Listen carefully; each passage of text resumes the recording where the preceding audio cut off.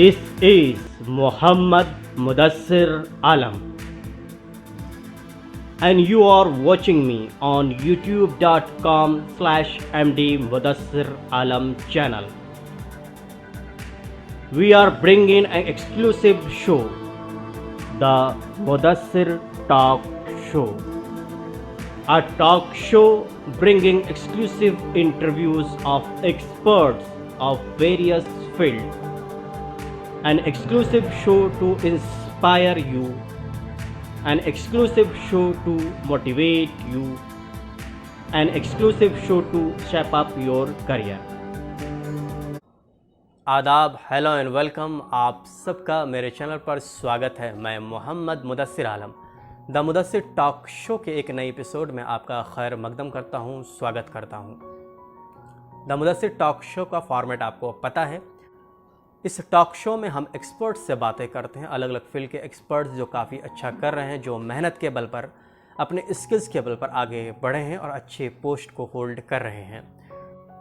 The Mudassir talk show में आज के हमारे एक्सपर्ट हैं मोहम्मद फरहान, जो सॉफ्टवेयर इंजीनियरिंग में काम करते हैं। फ़िलहाल ये बेंगलोर में ओरेकल से जुड़े हुए हैं। हमने उनसे बात की, उनकी जर्नी में कैसे कैसे मोड़ आए, क्या क्या चैलेंजेस थे, उन्होंने कैसे उन चैलेंजेस को ओवरकम किया।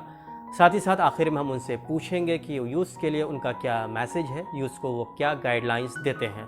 तो चलिए देखते हैं द मुदस्सिर टॉक शो का ये एपिसोड और देखते हैं ख़ास बातचीत मोहम्मद फरहान के साथ। Please like the video, subscribe the channel and hit the bell icon for latest notification.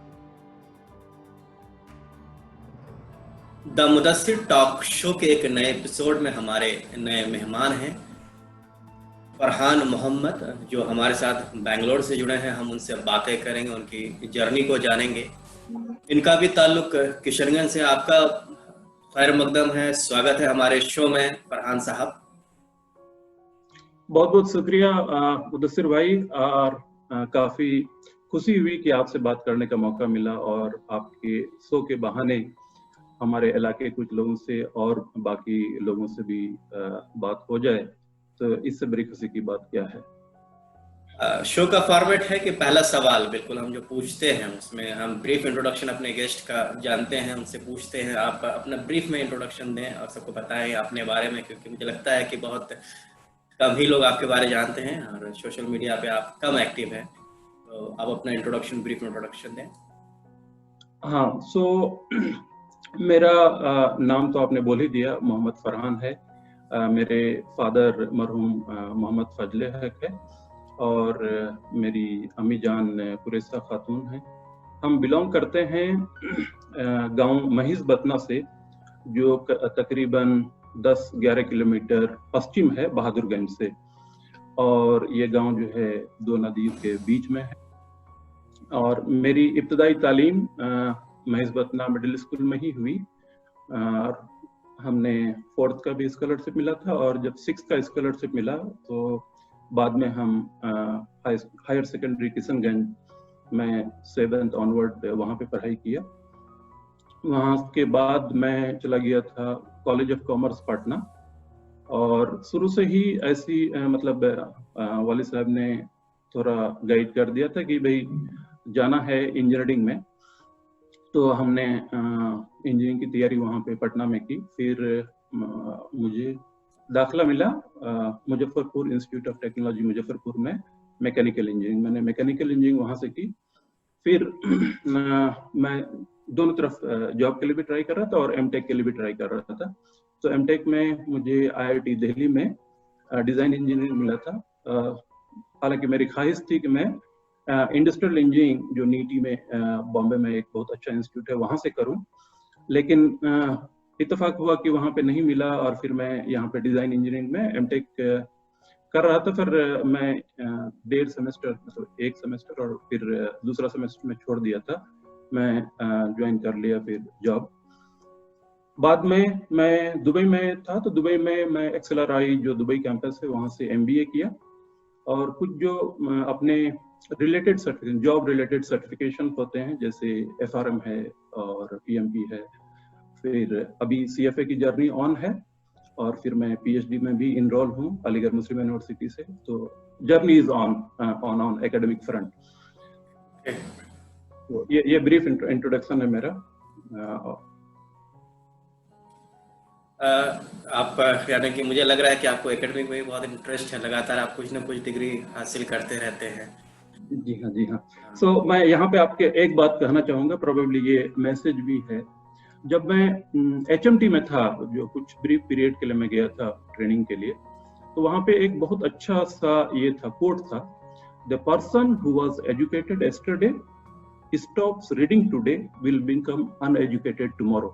So make reading a continuous process. तो मेरा फिलॉसफी जो है कुछ हद तक उधर है कि भाई आपको डेली जो है अपने आप को अपडेट रखना है, अपने आप को कुछ ना कुछ पढ़ना है, ताकि आप अनएजुकेटेड नहीं हो जाए। बहुत अच्छी बात है, बिल्कुल ये फिलॉसफी होनी चाहिए कि हर दिन आप कुछ ना कुछ नया जाने, नया सीखें।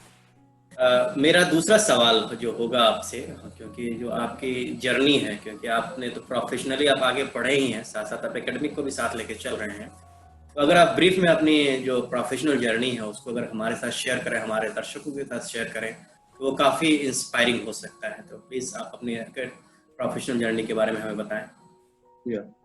सो जर्नी, आई मीन हमेशा जो है जर्नी बहुत इंटरेस्टिंग होती है, destination is always not that interesting, because आपने जो किसी चीज को, मुकाम को पहुंच गया तो फिर वो बात ही खत्म हो जाती है, आपको पता चल गया कि भाई क्या था। तो मेरी जर्नी थोड़ी सी लंबी है, तो मैं शुरू करता हूँ, ताकि मैं शुरू करूँ आपको जो है मैं करंटली कहाँ पे हूँ। सो मैं अभी, एक कंपनी है ओरेकल कॉर्पोरेशन, ये यूएस बेस्ड मल्टीनेशनल है, वहाँ पे मैं बिजनेस कंसल्टेंट की हैसियत से हूँ, और मेरा काम है बैंकिंग रिलेटेड एनालिटिक्स। सो मैं सीनियर बिजनेस कंसल्टेंट हूँ यहाँ पे, और मैं बैंकिंग एनालिटिक्स में अभी काम कर रहा हूँ पिछले 1 साल से। सो करेंटली मैं यहाँ हूँ। हाउ द जर्नी स्टार्टेड, ये मैं थोड़ा सा आपको बता दूं। तो जैसे मैंने आपको बताया कि मैं मैकेनिकल इंजीनियरिंग किया था, फिर मैं एमटेक IIT दिल्ली में गया था, लेकिन मुझे इस बीच क्या हुआ कि मैं 2 प्लांट विजिट किया, और वहाँ पे हमारे अपने इलाके के ही लोग हैं। तो वहाँ प्लांट में जाने के बाद मुझे ये समझ में तो आ गया था कि भाई ये जो है इंडस्ट्रियल लाइफ मुझे उतना सूट नहीं कर रही है। मतलब मुझे थोड़ा सा ऐसा एनवायरनमेंट चाहिए जो कि मतलब काफी शोरगुल वाला नहीं हो, थोड़ा इंडस्ट्री से हट के हो, जिसको आप व्हाइट कॉलर जॉब भी बोलते हैं। तो उस जमाने में जब हम कर रहे थे, उस वक्त बैंकिंग में सारे लोग जा रहे थे। इवन आप जब देखेंगे तो doctors, engineers, everybody wants to get into the banking. NBFCs के काफी ये हो रहे थे। ये दौर था जस्ट कंप्यूटर इंडस्ट्री आने से जस्ट पहले में भी। तो मुझे भी शौक हुआ कि भाई चलो मैं भी जाता हूँ। तो इत्तेफाक से मुझे आईएनजी बैंक में मुझे मिल गया एज ए मैनेजमेंट ट्रेनी। और वो जो पीरियड था बिफोर मैनेजमेंट ट्रेनी ज्वाइन करने से पहले, जो मेरा तस्वर था जॉब का कि भाई इंजीनियरिंग कर लिया है, अभी बिहार गवर्नमेंट में जो है कुछ PWD PhD में लग जाओ नौकरी, और फिर वहां पे जॉब, ऑफिस जाने की जरूरत नहीं है, सैलरी मिलते रहे, और चाय वगैरह की दुकान पे अपना अड्डाबाजी करो। सो ये जो है तस्वर था जॉब का, और ये मेरा अपना जो है उस वक्त ये था कि मैं ऐसा करूंगा। देखा कि हमारे जो कुछ लोग थे जो बोले कि भाई नाउ IT इज बूमिंग, और सारे लोग जो IT में हैं उनको काफी अपॉर्चुनिटीज मिलती है बाहर जाने के लिए। तो और हमारा जो स्किल सेट था, मैनेजमेंट ट्रेनिंग के बाद फिर मुझे IT में भी वहीं पे इंटरनली मुझे IT में फिर फर्दर ट्रेनिंग हुआ 6 मंथ्स का। तो मुझे मेरा जो प्रोफाइल था, it was right to get into the computer industry और सॉफ्टवेयर इंडस्ट्री। तो फिर मैं पोलारिस ज्वाइन किया, और वो जो जंप था, जो सैलरी वाइज आप बोलेंगे, वो इट वाज जस्ट डबल। फिर वहां पे पोलारिस के बाद मुझे एक बाहर जाने का, स्कॉटलैंड में 1 साल रहने का अपॉर्चुनिटी मिला। वो दूसरी कंपनी थी, अनदर, वो मल्टीनेशनल कंपनी थी, NCR कॉर्पोरेशन। तो उन्होंने बोला कि भाई हम लोग जो है 6 पीपल को हम ट्रेन करेंगे स्कॉटलैंड में, जो R&D डिवीजन हमको बनाना है इंडिया में। तो हम बाकी लोग जो है महाराष्ट्र, मुंबई से थे, मैं जो है अकेला बिहार से था। बट अगेन वहां पे जो मैं, जब हम गए वहां पे, तो उनके जो स्कॉटिश लोगों का जो काम करने का अंदाज वो बिल्कुल अलग था। वो हमारे लिए, अगर उनका 4 बजे काम खत्म होता है, जो ऑफिस टाइमिंग था 9 to 4। वो 4 बजे के बाद इट कैनॉट बी 4:01, वो जो है आपका कोई भी बात नहीं सुनेंगे, वो जो है जस्ट वहां बंद कर देते हैं कि भाई इट्स। और उन्होंने एक नए तरह का जो है, जैसे यहाँ पे मैंने बताया कि बैंक में इन्होंने बोला कि भाई काफी हार्ड वर्किंग है, उन्होंने बोला कि नहीं, life is also to enjoy. Life को जो है आप जितना देर काम करते हैं, उनका जो हमने वर्क एथिक्स देखा, वो किसी से बात नहीं करते। चाय भी पीने जाएंगे, जो हमारा जो कल्चर होता था कि 4 लोगों को साथ में लेके चलें, उनका बिल्कुल कल्चर ऐसा नहीं है। वो लाइन में लगेंगे, किसी से इवन कॉफी के जो वेंडिंग मशीन के पास जो लाइन में लगते थे, वहां पे वो किसी से बात नहीं करते थे। And they were expecting us also to behave like that. फिर वो माइंडसेट वहां पे एक बार और चेंज हुआ।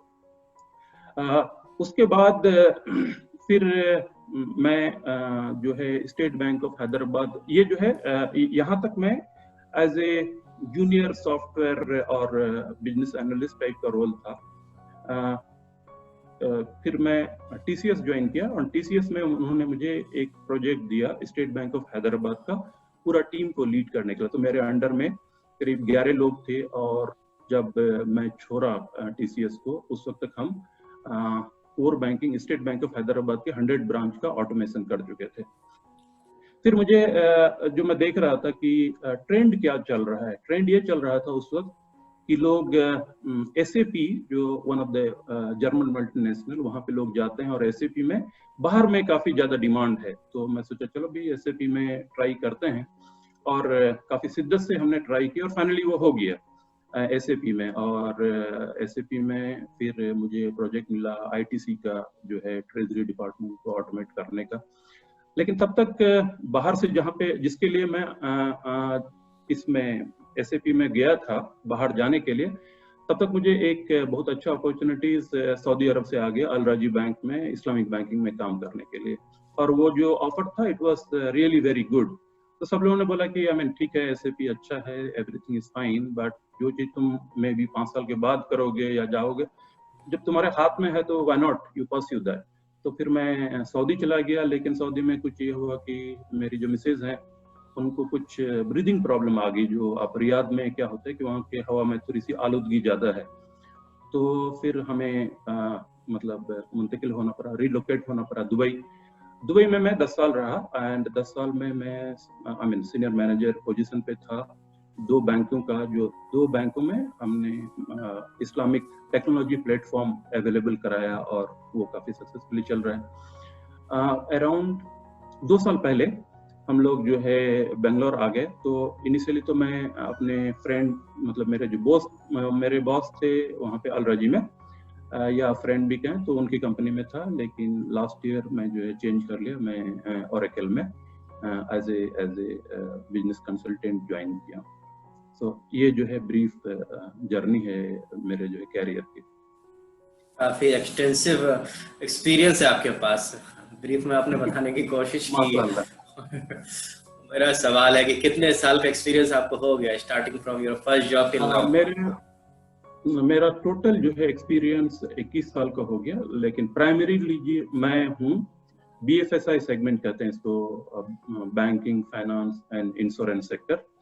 और इसमें मैं कभी टेक्नोलॉजी साइड में था, कभी जो है बैंकिंग साइड में था। सो वो ये होता रहा, स्वैप होता रहा, कभी इधर कभी उधर।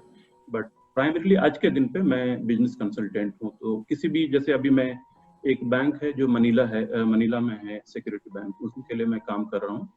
उनको पूरा एनालिटिक्स प्लेटफॉर्म कैसे होना चाहिए, how your analytics platform should be, क्या क्या चीजें सीईओ को या सीएफओ को किस तरह का रिपोर्ट चाहिए, सीआरओ के किस तरह का रिपोर्ट चाहिए, तो उस पर हम उनको जो है एडवाइस देते हैं, और हमारा जो सॉफ्टवेयर है उनको वहाँ उनके मुताबिक हम इम्प्लीमेंट करते हैं। आपने बताया कि आपने अब्रॉड में काफ़ी काम किया, इंडिया में काफ़ी काम किया, तो आपका एक्सपीरियंस मुझे दिख रहा है कि कॉर्पोरेट का ही है, यानी कि नॉन गवर्नमेंट का। कि ये प्रोग्राम का जो फॉर्मेट है, इसमें थोड़ा सा हम फोकस करते हैं, क्योंकि आप यहाँ से बिलोंग करते हैं। जैसे आपने बताया कि आप महेशवतना गांव से हैं, किशनगंज से हैं। तो ये जो वास्ट एक्सपीरियंस है, कभी आपके दिमाग में ये बात आए कि क्योंकि हमारे यहाँ का कल्चर बिल्कुल अलग है, बिल्कुल ही लाइफ अलग है वहाँ पे। जो जितनी सारी चीज़ें आपने बताई, तो शायद अगर आप किसी को, मुझे लगता है, बताएंगे तो बहुत कम ही लोग समझ पाएंगे।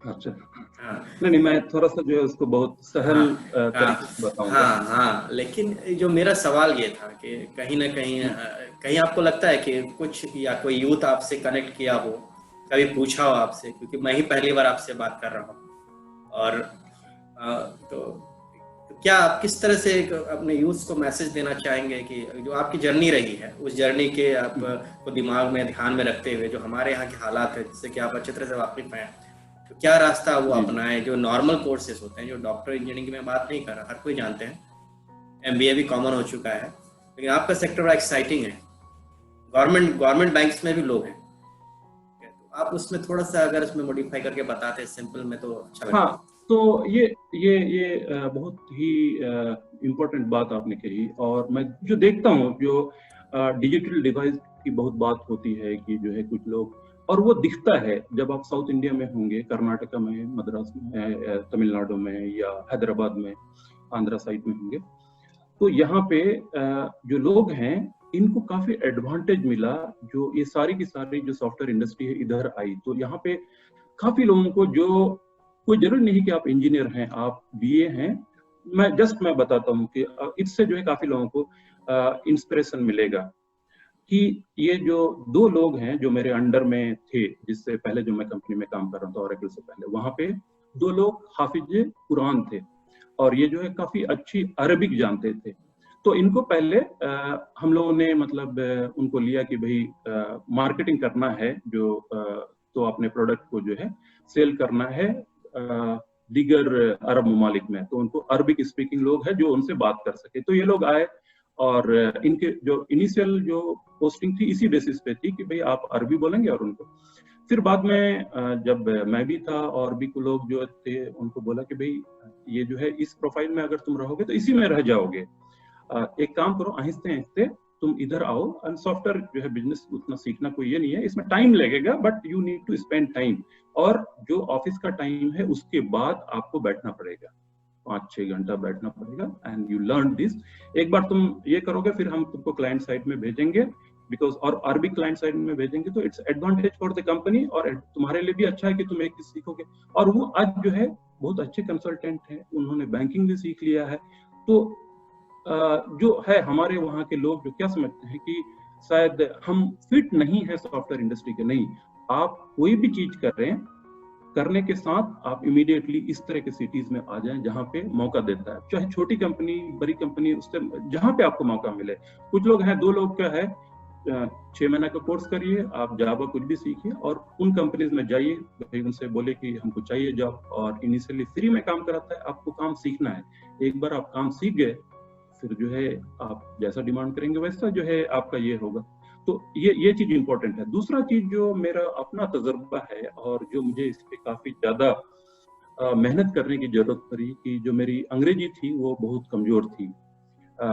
हाई स्कूल में जो है जो ट्रेंड होता है कि भाई आप पीसीएम पढ़ें, फिजिक्स केमिस्ट्री मैथ पढ़ें, अल्टीमेटली आपको इंजीनियर बनना है। जब हम इंजीनियरिंग कॉलेज में दाखिला लिए, और जब इंट्रोड्यूस हमने अपने आप को किया जो सीनियर से, उन्होंने हमको पहले दिन ही एक तरफ से अपनी हमारी औकात दिखाती कि तुम जो है यहाँ आए हो, you are not fit for this, because तुम्हारी जो है लैंग्वेज ही, मतलब तुमको अंग्रेजी बोलना ही नहीं आता है, तो फिर क्या फायदा आपको इंजीनियर बन के, यहाँ तो सब चीज की जरूरत ही उस पे है। तो फिर मैंने सोचा भी अभी करना क्या है, और माँ बाप के इतने एक्सपेक्टेशन हैं कि जो है बेटा इंजीनियर बना है और ये कुछ अच्छा करेगा, और यहाँ पे ये लोग बोल रहे हैं कि तुम जो है मतलब तुम्हारी कोई ये ही नहीं है, पोजीशन ही नहीं है। पोजीशन तो नहीं। फिर हमने जो है काफी सारे, मतलब आप हर तरह के हरबा जो है आप बोलेंगे वो मैंने इस्तेमाल किया। किसी से पूछा भी, वो बोला पेपर पढ़ो, कोई बोला नॉवेल पढ़ो, कोई बोला ये सुनो, लेकिन अल्टीमेटली जो है हमने अंग्रेजी पे काफी काबू पाया। और आज के दिन पे जब मैं बात करता हूँ एक स्लाइड पे, I can talk at least for 2 hours without any subject. तो वो चीजें जो है आपको मेहनत करना पड़ेगा। और हमारे वहाँ के लोगों को, जो लोग अच्छे हैं, जो कॉन्वेंट स्कूल से पढ़े हैं, उनके लिए तो ये मैसेज नहीं है, लेकिन जो लोग हिंदी मीडियम से हैं, जिनको अंग्रेजी में प्रॉब्लम है, और ये मुझे पता है कि बहुत सारे लोग हमारे जैसे हैं जिनको ये है, उनको ध्यान देना पड़ेगा कि भाई हमको अंग्रेजी कैसे सीखना है। बिल्कुल, इंग्लिश ऐसी लैंग्वेज है, ये ग्लोबल लैंग्वेज है, और इसे स्मार्ट बनाता है। हाँ, ये आपको स्मार्ट बनाता है। आप किसी भी प्रोफेशन में हो, अगर आपकी इंग्लिश अच्छी है, कम्युनिकेशन आपकी अच्छी है, तो आप एक्सेल कर सकते हो। हमारे पिछले गेस्ट ने भी इसी पर इम्फेसिस किया था और आप ही इस पे इम्फेसाइज कर रहे हैं। बहुत सारी बातें आपने कही कि जो इंजीनियरिंग से आप निकले, वहां पहुंचे, जो चीजें की, आप को कभी वक्त मिलता है तो आप सोचते हैं कि इस तरह के जो कंसेप्ट है, क्या सीमांचल, पूर्णिया डिवीजन या किशनगंज में कामयाब हो सकते हैं? जो आपने साउथ की बात कही कि वहाँ पे जो नॉर्मल डिग्री लेके भी लोग वहाँ पे बैंकिंग सेक्टर में आ जाते हैं, तो इस तरह का कोई स्कोप हो सकता है क्या किशनगंज साइड में? मतलब वहाँ पे कुछ इंडस्ट्री या वहाँ पे कुछ एजुकेशनल इंस्टीट्यूट, आप किस चीज की देखिए, बात जो कर रहे सबसे हैं? वहाँ कमी हर चीज की है। वहाँ एक अच्छी यूनिवर्सिटी नहीं है, टेक्निकल कॉलेजेस नहीं के बराबर है, जो भी हैं वो प्राइवेट कॉलेजेस हैं, जिनका जो करिकुलम होता है वो किसी, मुझे जहाँ तक लगता है, इतना इफेक्टिव नहीं होता है कि जॉब ओरिएंटेड होता है। जो आपने साउथ में देखा है, बेंगलोर में देखा, आपने बात की कि साउथ में है जो चीजें हैं, क्या उसको रेप्लिकेट नहीं किया जा सकता किशनगंज में कि लोग ऐसे वहीं से स्किल्ड हो जाएं? कुछ डिग्री, जैसे आपने कहा कि 6 महीने का जावा के कोर्सेज हो जाएं, लेकिन जावा के कोर्सेज करें कहाँ से? अगर वो फिर उनको दिल्ली करने जाना पड़े तो फिर उनके पास कॉस्ट इफेक्टिव हो जाएगा, कॉस्टली हो जाएगा। अगर वो पटना भी आते हैं तो उनके लिए महंगा हो जाता है, क्योंकि हर फैमिली का इतना फाइनेंशियल कंडीशन ठीक नहीं है कि हर कोई बाहर निकल के पढ़ पाए। तो कोई ऐसा स्कोप है कि वो घर बैठे ही पढ़ सके, जावा जान सके, इस तरह की चीजें कर सके? दो चीजें हैं। एक है कि जो इकोसिस्टम है वो बहुत बड़ा रोल प्ले करता है। जैसे आप देखेंगे जितने भी सरदार हैं, ये बहुत सारे के सारे जो ऑस्ट्रेलिया में या कनाडा में हैं, और इनकी जो है क्वालिफिकेशन कुछ भी नहीं होती है। तो वहाँ पे एक इकोसिस्टम बना हुआ है, चैन बना हुआ है, लोग जो है इसमें जो है दो चीजें हैं कि इनिशिएटिव्स जो है लेना पड़ेगा। आप जैसे कोविड के टाइम में देखिए, अब हम जो मेरे जो रिश्तेदार हैं उनके बच्चों को मैं देखता हूँ क्या चल रहा है वहाँ पे, तो मोबाइल में एक दो यूट्यूब वीडियो देख लेते हैं, उसके बाद फिर जो है वो उनका अपना जो भी है गेम्स है वो खेल रहे हैं। तो हम जो है वहाँ पे अभी तक आज के दिन पे ये रियली ग्लोबल विलेज बन गया है। आज हम आपसे बात कर पा रहे हैं किसके वजह से? इंटरनेट की वजह से। ये इंटरनेट का पेनिट्रेशन ये होना बहुत जरूरी है। अगर आपके पास इंटरनेट है तो आज के दिन पे किसी को किशनगंज से भी बाहर जाने की जरूरत नहीं। I can as well work from Kishanganj, जो मैं आज यहाँ वर्क फ्रॉम होम कर रहा हूँ पिछले 6 महीने से, और अगला 6 महीना भी कंपनी ने बोल दिया है कि कोई यही नहीं है। तो जो मुझे लगता है कि इंटरनेट का पेनिट्रेशन जो है हर एक आदमी को चाहिए कि भाई वो बोले कि चाहे जो भी केबल ऑपरेटर है, चाहे एक्ट है या जो भी है, वो हर एक आदमी आज के दिन पे इंटरनेट ले। और जब सब लोग लेगा, ये मास एडॉप्शन होगा, तो चीपर हो जाएगा और एफोर्डेबल हो जाएगा। एक बार जब आपके पास इंटरनेट है तो आप बहुत कुछ कर सकते हैं, सब लोगों का रोजगार वहीं से हो जाएगा। आपने इंटरनेट पे काफी एम्फेसिस किया, और जैसा कि आप जानते हैं कि अब इंटरनेट हर तरफ जा चुका है। आराम से मोबाइल फोन, लोग छोटा छोटा वीडियो बनाते हैं। आज ये कहें कि एक कंसेप्ट भी चला था कि एंड्रॉयड मोबाइल से कोई भी वीडियो बना के शूट करके डाल देता है और इंफॉर्मेशन शेयरिंग करता है। लेकिन अनफॉर्चुनेट कहें या ये बहुत ही सोचने वाली बात है कि जिस तरफ आपने इशारा किया कि आप इंटरनेट से जो पढ़ाई लिखाई के भी काम को, अपॉर्चुनिटीज को भी एक्सप्लोर कर सकते हैं, लेकिन उस तरफ ज्यादा फोकस नहीं है। तो डाउन द लाइन कहीं पे आपको लगता है कि आगे चल के ये हालात सुधरेंगे, या किस तरह का एंगेजमेंट चाहिए हम जैसे लोगों का, आप जैसे लोगों का, जिससे ये थोड़ी सी चीजें इंप्रूव हो सकती है? दो चीजें हैं इसमें। एक तो है कि आपका अपना इन्वॉल्वमेंट होना जरूरी है, दूसरा गार्जियन का। अब यहाँ से और दूसरा चीज क्या है कि आदमी में खुद का जो है ना ये होना चाहिए, इनिशिएटिव होना चाहिए कि जो है उनको अपना इनिशिएटिव लेना पड़ेगा। आपने शेख सादी का जो है कहानी सुना होगा कि वो जो तेहरान में जो है वो बच्चा जो है करीब 5 किलोमीटर दूर रहता था एक गांव में, और वहां पे जो एक उस्ताद पढ़ाने आते थे, वहां के जो सबसे बड़े रईस ज्यादा थे, उनको ये बच्चे को शौक हुआ और इन्होंने उनको बोला टीचर को कि भाई मुझे सीखना है आपसे। तो फिर वो उनके साथ साथ जो है उस्ताद के साथ घोड़े के पीछे पीछे दौड़ के वो जो है पढ़ते थे। तो जब तक वो इनिशिएटिव नहीं होगा आप कुछ नहीं कर सकते हैं। टेक्नोलॉजी इज सेम, लेकिन यहाँ के लोगों का, और वो मैं बोलूंगा गार्जियन को अपने बच्चों को वो इनिशिएटिव देना, डेली के बेसिस पे उनको गाइड करना कि बेटा तुम्हारा जो है कैरियर और तुम्हारा जो ये है, भाई पढ़ाई तो चाहिए ही चाहिए, भले ही आप नौकरी करें नहीं करें, आप अपना बिजनेस करें, तो वो उस चीज पे जो है फोकस देना पड़ेगा। तो गार्जियन का और हमारे जैसे लोगों का इंगेजमेंट भी चाहिए, कि जो है हम जब भी जाएं, या आप बहुत अच्छा काम कर रहे हैं, मतलब it's really very beautiful work, कि इससे जो है लोगों को ये मिले कि भाई हम लोग कैसे। यस, एक सवाल आखिर जो सेगमेंट होता है, सेगमेंट के 2 सवाल रह गए हैं कि एक तो आप एक मैसेज जो आपने ऑलमोस्ट दे दिया है यूथ को, लेकिन कोई पॉइंट रह गया हो जो आपको लगता हो कि ये पॉइंट आपको मिस हो गया हो, तो ये इस सेशन में जो लास्ट सेशन होता है, जिसमें हम बिल्कुल ओपन सेशन है, जिसमें आप अपने जो भी जज्बात हैं, जो भी मैसेज हैं, दे सकते हैं यूथ को, जिससे कि काफ़ी एक बड़ा उसका इम्पैक्ट जाए। तो आप क्या मैसेज देना चाहेंगे यूथ को? और उसके साथ ही जुड़ा हुआ मेरा सवाल, इसे आप याद रखेंगे कि अगर आप जिस ऑर्गेनाइजेशन में अगर कोई डिग्री लिया हुआ है, अगर इंटर्नशिप करना चाहता है, ट्रेनिंग लेना चाहता है, तो कोई स्कोप है क्या? देखिए, ओरेकल का तो बड़ा ये है फॉर्मेट है, लेकिन हाँ, मैं जो है कुछ जो कंपनीज हैं, जो छोटी कंपनीज हैं, जहां से जो ओरेकल के पार्टनर्स हैं, वहां पे हम इतना कर सकते हैं कि जो मेरे फ्रेंड्स हैं, जो सीनियर पोजीशन पे हैं, जो लोग रिक्रूट करते हैं, या जो लोग जो है ट्रेनिंग के लिए करते हैं, वो लोग अगर आपकी अगेन कम्युनिकेशन, वो जो है आपको ये देखेगा कि भाई जो ट्रेनिंग है उससे ज्यादा एक्सपेक्टेशन नहीं होता है। कम्युनिकेशन इज, अगर आप अंग्रेजी नहीं बोल पाते हैं तो फिर वो आप जो है थोड़ा साइड हो जाते हैं ना। तो वो चीज है, और उसको जो है आप ये करिए 2 महीना 3 महीना का, लेकिन हाँ, आपको मैं जो है एटलीस्ट कनेक्ट करा सकता हूँ, और वहां पे उनको मैं फॉरवर्ड करा सकता हूँ।